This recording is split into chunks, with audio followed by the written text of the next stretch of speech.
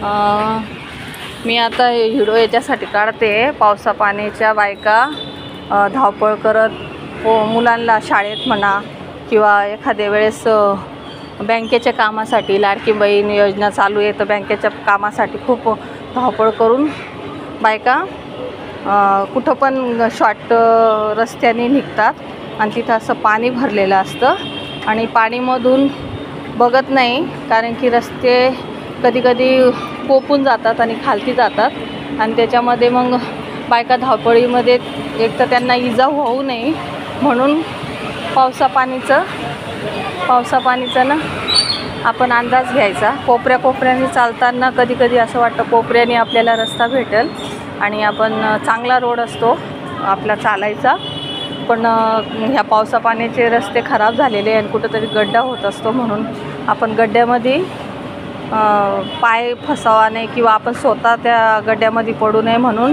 अंदाज घ्यायचा। हे रोडावर असलं तरी पण साईडनी असे रस्ते बघायचे की जेणेकरून आपण छत्री असते तर छत्री बंद करायची, एखादी शॉप असते तर शॉपाच्या किनाराने असे रस्ते बघून जायचे। हे पाण्याच्या कडून रस्ता आहे पण तिकडून नाही जायचं, कारण की काय कधी कधी आपण शॉपकडून न जाताना असं गड्ड्यातून जातो आणि पाण्याचा अंदाज येत नाही आणि आपण त्याच्यात जातो पाण्यामध्ये आणि आपल्याला इजा होऊ शकते। म्हणून हे बघा इथं मी काडी बघितली लावलेली म्हणून मी तिथं लक्ष केलं आणि आपण दोघी तिघी मैत्रिणी असतो तर आपण काही बघत नाही आणि गड्ड्यात आपण जाऊ शकतो। आता कोणीतरी चांगलं भलं माणूस असन त्यांनी काडी लावली, मी वाचले इथून आणि मी ह्या साईडने आता जाते।